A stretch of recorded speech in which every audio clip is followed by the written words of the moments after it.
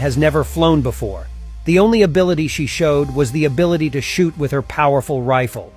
And in the reflection at the very beginning of the episode, there was no jetpack visible, which is quite strange. I have a hunch that she has jetpacks on her legs, like Iron Man from the Marvel movies, and she can fly using them. Anyway, when the POV landed, we see the agents fighting the remnants of the skibidi, and one of the cameramen trying his comrade's trick from the beginning. It looks like they went to some karate class together. Also, some of the cameramen have white soles on their shoes for some reason. To be honest, I have not seen this before, and it's impossible to say exactly what it could be. Maybe it means nothing, and these guys just stepped in a puddle of white paint.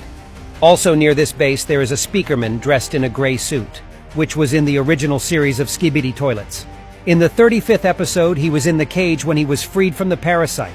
And in the 36th episode, he was sitting on the toilet watching the skibidi squad being destroyed. Next to him, the agent with the white sole gives a savory slap to the skibidi's face, after which he was probably flushed. Though I think the Alliance should still think twice and grab some of the toilets for their testing and experiments. As POV camera woman turns around, a skibidi helicopter with 4 rocket launchers appears from behind the skyscraper. He releases his missiles directly at the squad, but only hits one unlucky troublemaker. Press F, guys. The POV runs up and pushes herself off the car with her foot flying into the air, and at that moment you can see the same sign on the skyscraper as the building on the water, Skibidi Base 3. Let me remind you that in the 13th episode we were at the 4th base, which contained some secret documents with a picture of this beautiful, haughty speaker woman. But let's not talk about that. It's none of your business. While POV camera woman is in the air and flying towards the enemy, he shoots her with his rocket, but she deftly dodges his projectile, after which she lands on the toilet Skibidi's face and grabs him right by his glowing white eyes. She then starts pushing his head out onto the helicopter blades that are on the toilet tank, and when his head touches them, we see how black drops get to fly out of it, and sometime later the brain becomes visible from his head, and it is also white in color. And I'm starting to have some theories about what's going on here, and it's really going to blow your mind. But we'll come back to that at the very end, so stay tuned, and we're moving on. While camera woman was dealing with the flying skibidi, I noticed an unusual building with a room with glass walls in the distance, and I have a feeling that there's someone sitting inside, watching everything that happens from a greater height. When the POV has dealt with this monster, she turns back, and we can see the whole place now. Just look at this skibidi base that is being placed right on the water surface. It looks like it's going pretty deep underwater, and it's a relatively big skibidi tower.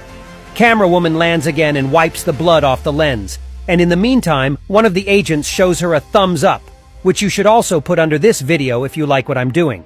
But unfortunately, the POV turns away pretending not to see him.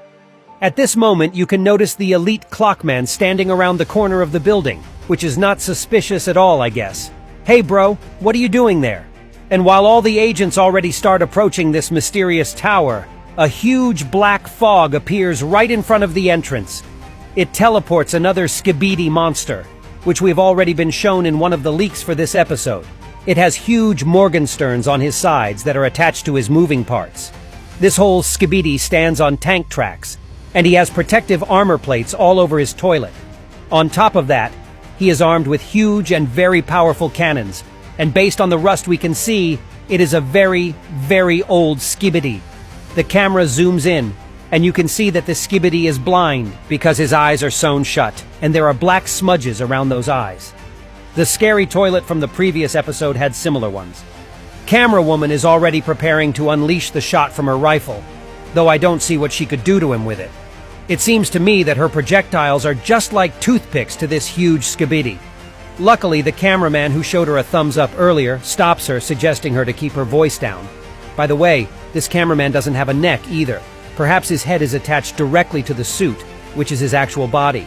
Everyone keeps the complete silence. Even this cameraman has found a skibidi toilet somewhere and gagged him, although a second earlier there was no one here. On the right side, another agent starts walking quietly in the direction to the base, but everything is being ruined by this speakerman who didn't see the can on the floor and accidentally kicked it, for which he got hit with a blow from the Morgenstern right in his head. Some camerawomen shoot the toilet, but it's completely useless. Skibidi takes off to the air with his jetpack and starts crashing everything in the area.